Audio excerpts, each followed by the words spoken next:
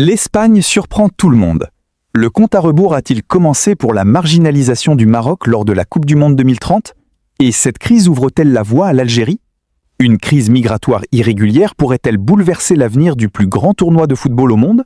Et la petite ville de Ceuta sera-t-elle l'étincelle qui redessinera la carte de la Coupe du Monde 2030 ? Pourquoi certaines voix politiques et médiatiques en Espagne et au Portugal ont-elles commencé à remettre en question la viabilité du maintien du partenariat avec le Maroc pour l'organisation du tournoi ? Et l'Algérie pourrait-elle tirer profit d'une évolution inattendue ? De nombreuses questions se posent suite aux récents événements de Ceuta, qui ont mis les relations hispano-marocaines à rude épreuve et remis la question de l'organisation de la Coupe du Monde au cœur du débat européen. Mais avant de tirer des conclusions, il est important de distinguer les faits avérés des analyses politiques. Ces dernières semaines, Ceuta a connu l'une des plus importantes vagues de migration irrégulière, incitant Madrid à renforcer sa sécurité et sa présence militaire. La question de la coopération avec le Maroc est revenue au cœur du débat politique espagnol. Des initiatives ont également émergé de certains partis politiques espagnols et portugais, appelant à un réexamen de la candidature du Maroc pour la Coupe du Monde 2030 suite à cette crise. AP News. Bien que le gouvernement espagnol n'ait annoncé aucun plan officiel visant à exclure le Maroc de l'organisation du tournoi, le débat politique et médiatique s'est nettement intensifié. Pourquoi Ceuta est-elle devenue un enjeu européen ? Ceuta n'est pas qu'une simple ville espagnole. Elle constitue l'unique frontière terrestre entre l'Union européenne et l'Afrique. De ce fait, toute crise qui s'y produit devient immédiatement un enjeu européen. Des milliers de personnes ont tenté de la rejoindre par voie maritime ou terrestre, exerçant une forte pression sur les autorités espagnoles et replaçant la question migratoire au centre des discussions au sein de l'Union européenne. Plusieurs analystes estiment que le succès de la Coupe du Monde dépend non seulement des stades, mais aussi de la sécurité, de la fluidité des déplacements et de la coordination entre les pays hôtes. C'est pourquoi certains médias ont commencé à établir un lien entre la crise de Ceuta et les préparatifs de la Coupe du Monde 2030. Gaulle. L'Espagne souhaite-t-elle vraiment exclure le Maroc ? Un point important mérite d'être clarifié. À ce jour, aucune décision officielle n'a été prise par le gouvernement espagnol ni par la FIFA pour exclure le Maroc de l'organisation de la Coupe du Monde 2030. Cependant, le parti Somar, partenaire minoritaire de la coalition gouvernementale espagnole, a appelé à un réexamen du partenariat avec le Maroc suite à la crise de Ceuta. Des demandes similaires ont également émergé au Portugal, émanant de certaines forces politiques. AP News. Cela signifie que le débat politique est toujours d'actualité, mais ne reflète pas la position officielle des États espagnols et portugais. Qu'en est-il du Portugal ?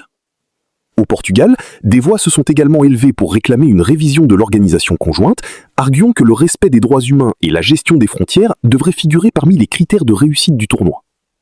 Cependant, le gouvernement portugais n'a annoncé aucun retrait ni aucune demande officielle de changement de pays hôte.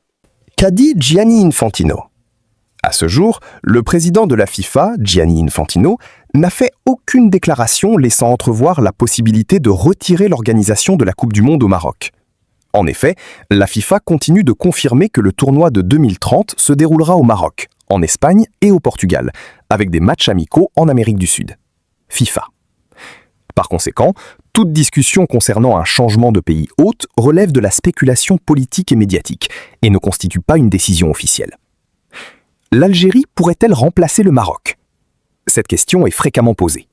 Cependant, la réalité juridique est différente. La FIFA a déjà approuvé la candidature de l'Algérie pour l'organisation de la Coupe du Monde 2030 et rien n'indique pour l'instant une réouverture du processus de sélection du pays hôte. FIFA. Si, en théorie, un retrait ou un changement de pays devait intervenir, la FIFA serait décisionnaire et pourrait envisager plusieurs alternatives selon les circonstances. Rien ne garantit que l'Algérie serait le pays hôte de remplacement immédiat. Cependant, l'Algérie dispose d'infrastructures sportives en constante évolution, pourrait relancer le débat sur l'avenir de l'organisation conjointe.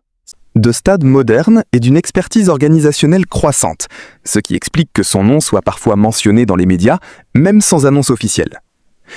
Pourquoi la question migratoire est-elle liée à la Coupe du Monde ? Parce que l'organisation d'un tournoi de l'envergure de la Coupe du Monde exige une coopération sécuritaire et politique importante entre les pays hôtes. La crise de Ceuta a démontré que toute tension diplomatique peut avoir des répercussions sur d'autres aspects, tels que les voyages, les visas et la sécurité des frontières, qui sont des éléments essentiels au succès du tournoi. Goal 3. Un autre conflit au sein de la Coupe du Monde. Outre la crise de Ceuta, une importante rivalité oppose le Maroc et l'Espagne quant à l'organisation de la finale.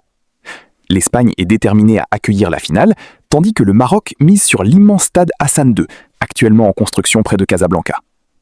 Par conséquent, les observateurs estiment que la rivalité sportive entre les deux pays persistera, même en cas de maintien de l'organisation conjointe.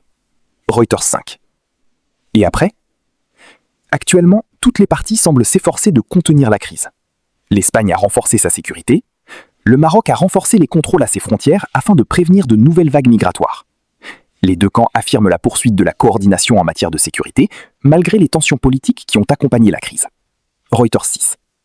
Cependant, il n'en demeure pas moins que toute nouvelle crise. En fin de compte, la crise de Ceuta peut sembler de prime abord n'être qu'un simple problème de migration irrégulière, mais elle révèle en réalité une interaction complexe entre sécurité, diplomatie, sport, économie et relations entre les deux rives de la Méditerranée. Pour un tournoi de l'envergure de la Coupe du Monde, il ne s'agit pas seulement de construire des stades ou d'équiper des hôtels. Il faut aussi que les pays hôtes soient capables d'offrir un environnement stable, une coordination efficace en matière de sécurité et de garantir la fluidité des déplacements des supporters, des équipes et des médias tout au long de la compétition. Par ailleurs, il est important de distinguer ce qui est confirmé de ce qui circule dans les médias ou les débats politiques. À ce jour, la FIFA n'a pris aucune décision officielle concernant un changement de pays hôte pour la Coupe du Monde 2030 et ni l'Espagne ni le Portugal n'ont annoncé leur retrait du partenariat avec le Maroc. Néanmoins, la controverse autour de la crise de Ceuta démontre que les événements politiques et sécuritaires peuvent impacter l'image de tout événement international, aussi stable puisse-t-il paraître. Concernant l'Algérie, son nom est parfois cité dans les analyses médiatiques, comme un pays doté d'infrastructures sportives modernes et d'une expertise organisationnelle croissante. Mais cela n'implique aucune voix officielle pour en faire une alternative au Maroc à l'heure actuelle. Si des changements exceptionnels survenaient à l'avenir concernant l'attribution de l'organisation, la décision appartiendrait exclusivement à la FIFA, conformément aux procédures légales Et réglementaires établies, et non sur la base de spéculations ou de motivations politiques. Il est certain que la région du Maghreb entre dans une phase délicate, où les questions de migration, d'énergie, de sécurité et de sport sont plus étroitement liées que jamais. Chaque événement politique pourrait avoir des répercussions bien au-delà de ses frontières immédiates, touchant des projets économiques et sportifs majeurs, ce qui rend les mois et les années à venir cruciaux pour toutes les parties concernées. La question que beaucoup se posent aujourd'hui demeure. Madrid, Rabat et Lisbonne parviendront-ils à surmonter ces défis et à maintenir une candidature unifiée pour la Coupe du Monde 2030 ? Ou une nouvelle crise entraînera-t-elle la réouverture de discussions que tous croyaient définitivement closes ? Seul l'avenir nous le dira. Mais une chose est sûre, la Coupe du Monde 2030 ne sera pas qu'un simple événement sportif. Ce sera aussi un véritable test pour la capacité des pays hôtes à gérer les différents politiques et sécuritaires et à prouver que la coopération régionale peut surmonter les crises. Si vous avez regardé cette vidéo jusqu'au bout, nous aimerions connaître votre avis. Pensez-vous que la crise migratoire à Ceuta pourrait affecter l'organisation de la Coupe du Monde 2030 ? Croyez-vous que le partenariat entre l'Espagne, le Portugal et le Maroc se poursuivra tel quel, ou de nouveaux événements imprévus viendront-ils bouleverser la donne ? L'Espagne, le Maroc et le Portugal parviendront-ils à surmonter cette crise et à préserver le projet de la Coupe du Monde 2030 ? Ou l'avenir réserve-t-il des surprises ? Partagez vos opinions dans les commentaires et n'oubliez pas de soutenir la chaîne en aimant, en vous abonnant et en activant la cloche pour recevoir toutes les dernières mises à jour.